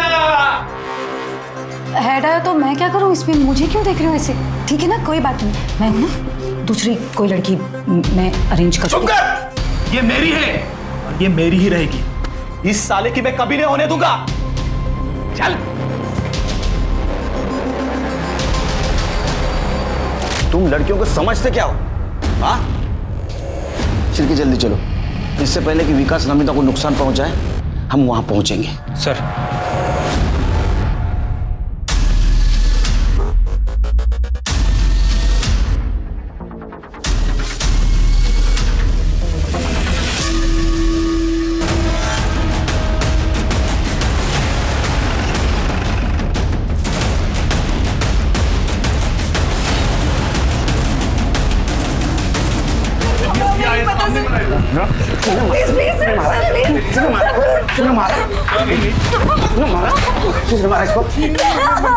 तेरे हाथ में चाकू था? हाँ? इन सबके नौटंकी में ये शाम को मिली थी इसलिए तूने मारा ना उसको? सर नहीं सर, मेरे हाथ में चाकू था सर। मैं मारने आया था सर इसको, लेकिन पहले से मरी पड़ी थी सर। मैं सच कह रहा हूँ सर। तूने मारा? उसको? हाँ? चले पहले तू मजा ले चुका था उसके साथ। तेरे को डर था ये वैशाली इसको विकास को दे देगी, इसलिए तूने मारा ना? नहीं सर, वही ऐसा नहीं कर सकती सर। सर ये श्याम सही कह रहे, लड़की है, कोई खिलौना थोड़ी। मैडम जी तेरा खेल खत्म हो गया, समझा? सर तेरी के टूटा हुआ नाखून मिला है। चेक कर। हाँ चेक कर स्मिता। इसका मतलब तुम दोनों के अलावा इस रूम में तीसरी औरत थी। कौन थी? सच्ची कह रही हूँ, मुझे नहीं पता सर। हमने किसी औरत को नहीं देखा सर। शिरके, बॉडी को पोस्टमार्टम के लिए भेज दो और ये नाखून डीएनए एनालिसिस को भेज दो और इसके साथ मैच करवा के दो। इनको जेल में लेके जाओ और ऐसा मारो ना बिना हेड टेल किए, सब सच बोलेंगे। चलो लेके जाओ। मैंने मर्डर नहीं किया, सच कह रही हूँ मैं। लोगों के घर नर्स और मेड भेज भेज कर उतने पैसे नहीं कमाती थी जिससे घर चले, और ऊपर से क्लाइंट और लड़कियों का पुलिस वेरिफिकेशन का झंझट अलग, और इसमें लड़कियों को बेचती थी तो लाखों रुपए मिलते थे। सर मेरी मजबूरी थी ये करना, क्योंकि मुझे मालूम था कि मेरा पति रमाकांत एक नंबर का निकम्मा है और घर मुझको ही चलाना। नौकरी चले जाने के बाद जो बची कुछ हिम्मत थी वो भी चली गई। विकास और उसके बारे में मुझे पहले से ही पता था, लेकिन मैं कुछ बोल नहीं सकता था। क्या बोलता सर मैं? और औरत अगर सामने से आएगी तो कौन छोड़ता है? पर सर वो मुझसे उम्र में बड़ी थी, इसलिए घर वालों और सोसाइटी को दिखाने के लिए अपनी उम्र की लड़की से शादी करना मेरी मजबूरी थी। इसलिए वैशाली नमिता को मेरे लिए ढूंढ लाई थी। लेकिन जब मैंने पहली बार नमिता को देखा तो मेरा उस पर दिल आ गया सर। लेकिन उस साले शाम ने सब गड़बड़ कर दी। सर विकास को पता था कि माला मेरी है, फिर वो उससे मजे ले रहा था। और जब मैंने नमिता को हाथ लगाया तो मारने मरने पर उतर आया। वो कह रहा था कि वो मेरी होने वाली बीवी है, शादी करूंगा मैं उससे। जैसे कि उसको पता ही नहीं था कि शादी का सिर्फ नाम है। बहुत शरीफ बनने की कोशिश करता रहे तू, हमको सब पता है। उन जानवरों में से तू भी एक था ना? नहीं सर, सच में मैंने कुछ नहीं किया। मैं कसम खाकर कह रहा हूँ, मैंने कुछ नहीं किया। वैशाली तो जिन लड़कियों को लेकर आती थी उन लड़कियों पर मुझे तरस आता था। शुरू में थोड़ा बुरा लगता था, लेकिन इतना पैसा कमाने लग गई कि हर लड़की देखकर मुझे वो खरीदने और बेचने का सामान ही नजर आती थी। नमिता को किसने बेचा? उसके बॉयफ्रेंड दीपक ने? मुझे नहीं मालूम किसने बेचा, लेकिन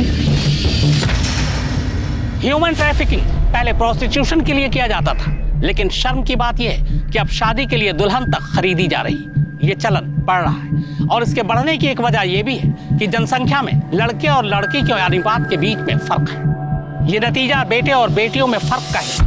यही वजह है कि बहुत सारी जगहों पर बेटियों को पैदा होते ही मार दिया जाता है। हरियाणा से ये चलन शुरू हुआ, लेकिन कई राज्यों में अब ये चलन बढ़ गया है। अगर ये चलन ऐसे ही चलता रहा तो न सिर्फ ये देश के लिए घातक होगा, बल्कि लड़के और लड़कियों के बीच जो फर्क है उसका फासला और भी बढ़ेगा। सर, माला की बॉडी पर बाकी जिन 2 आदमियों के सीमेन मिले थे, उनका डीएनए विकास और दामोदर से मैच करता है। वो तो होना ही था शिरकी, क्योंकि दोनों ने कन्फेस भी कर लिया था ना, माला के साथ उन्होंने रेप किया है। सर हॉस्पिटल से फोन आया था, कल रात दामोदर की हॉस्पिटल में मौत हो गई। शिरकी, दामोदर का जिस जगह एक्सीडेंट हुआ वहाँ सीसीटीवी के देखो। ठीक है सर। सर एक और बात, नमिता की बॉडी के पास जो नाखून मिला है, डीएनए रिपोर्ट से पता चला है कि वो नाखून किसी औरत का नहीं बल्कि वो आदमी का है। हो सकता है सर, बहुत सारे आदमी लोग अपनी छोटी उंगली का नाखून बढ़ा के रखते हैं, उस पर नेल पेंट वगैरह लगाते हैं। इसका मतलब शिरके उस कमरे में श्याम और विकास के अलावा तीसरा आदमी भी था जिसने नमिता का मर्डर किया। शिरके एक काम करो, कि कोंडे हाउस के आसपास जितने भी मोबाइल टावर्स हैं वहां से पता करो कि उस एरिया में उस वक्त कितने मोबाइल एक्टिव थे, और ये दामोदर का जिस बार के बाहर एक्सीडेंट हुआ वहां का भी मोबाइल डाटा रिकवर करवाओ। सर हमने कोंडे हाउस दोबारा सर्च किया। जिस कमरे में नमिता की लाश मिली थी उस कमरे के बाहर एक ब्रेसलेट मिला।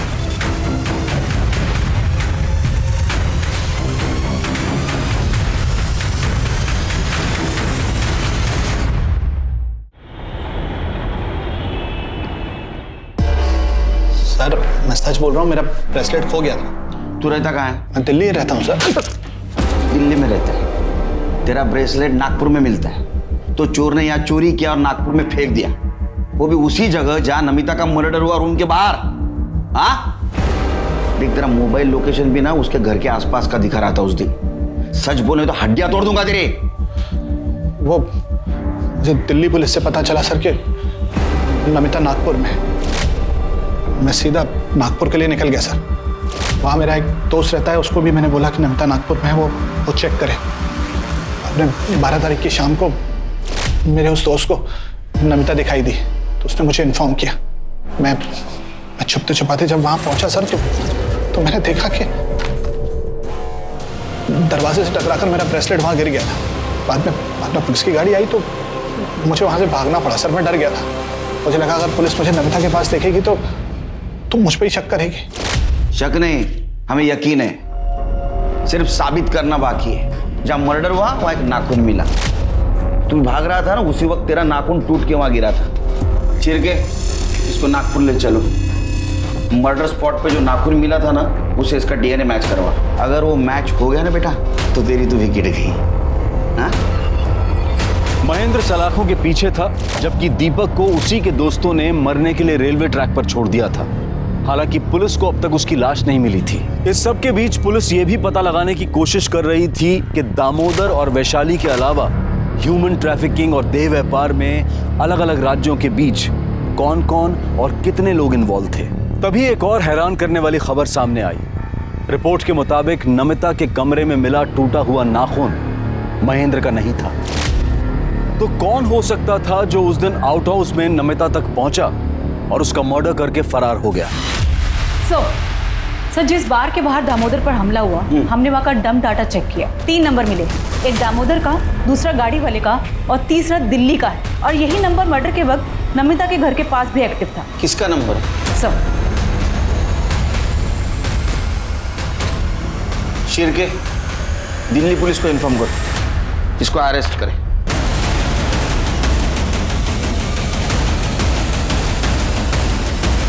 नमिता को बेच के तेरा मन नहीं भरा तो उसको मारने पहुंचा और मार भी दिया। नहीं साहब, ये जो उंगली का नाखून टूटा है ना, ये मर्डर स्पॉट पे मिला है हमको, समझा? सच बोल। साहब नमिता को हम नहीं बेचे साहब, हम तो उसको बहुत प्यार करते थे। अरे जिंदगी थी वो हमारी, लेकिन हमसे एक गलती हुई साहब कि वो मुकेश जैसे दोस्त पे हम विश्वास कर लिया और उससे मदद मांगे साहब। जिस दिन हमारी शादी थी साहब, राजा को पटरी पर फेंक के आओ, उसके बाद दुल्हन के साथ सुहागरात मनाते हैं। हमको मार के वो अधमरा करके पटरी पे मरने के लिए भेज दिया साहब। वो तो आखिरी वक्त पे एक आदमी ने हमको बचा लिया। और जब हम वापस नमिता को ढूंढने के लिए उस जगह पे पहुंचे तो नमिता कहाँ है? बोल, कहाँ बेचा? बोल। मुझे एड्रेस नहीं पता, लेकिन मैडम को जिस आदमी को बेचा है तो उसको मैं जानता हूँ। जब हम नागपुर पहुंचे और दामोदर को फ़ोन किया तो पहले वो हमारा फ़ोन नहीं उठाया, लेकिन बाद में वो हमारा फ़ोन उठाया साहब। और हम उसको झांसा दिए कि हमें लड़की चाहिए। वो बोला लड़की है, फलाना बार में पहुंच जाओ। हम साहब वहाँ पहुँच गए, लेकिन वहाँ देखा तो बहुत सारे लोग थे साहब। लेकिन हमको मुकेश उसका हुलिया बताया था, हम उसको पहचान गए। और जैसे हम चाकू निकाल के उसके गर्दन पे रखे और नमिता के बारे में पूछे, सब वो कुछ बिना बोले ही भागने लग गया वहाँ से और जाके एक गाड़ी से टकरा गया साहब। हम फिर गए उसके पास और चाकू दिखा के फिर नमिता के बारे में पूछे। वो बताया साहब कि नमिता कहाँ है, किस कमरे में, और उस कमरे की चाबी उसके जेब में थी। हम उस जेब से उसकी चाबी निकाल ली और उसका फ़ोन भी निकाल लिए और रास्ते में जाके उसका फ़ोन तोड़ के फेंक दिए साहब, ताकि वो हमारे बारे में किसी को इन्फॉर्म ना कर सके। और हम जैसे ही नमिता के पास पहुँचे, नमिता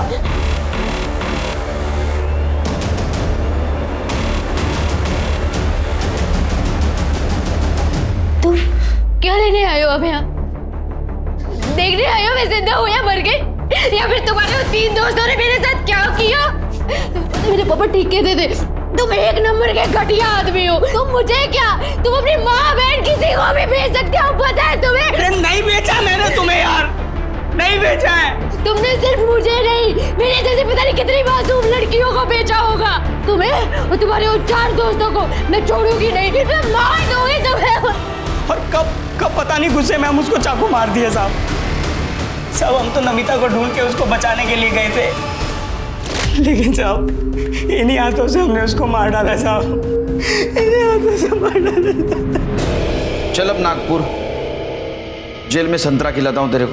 साहब सभ्यता की शुरुआत से लेकर आज तक प्रोस्टिट्यूशन और ह्यूमन ट्रैफिकिंग चलती आ रही। इसका मतलब यह हुआ कि बेशक हमने चाहे जितनी भी तरक्की कर ली हो, लेकिन औरतों के बारे में हमारी सोच नहीं बदली।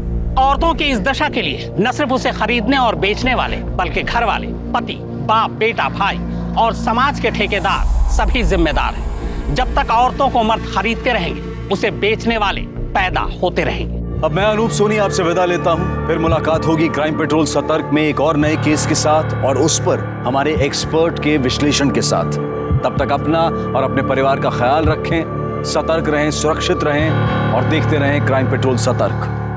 जय हिंद। इस तरह के और भी एपिसोड देखने के लिए हमारे चैनल को सब्सक्राइब करें और बेल आइकन दबाना ना भूलें।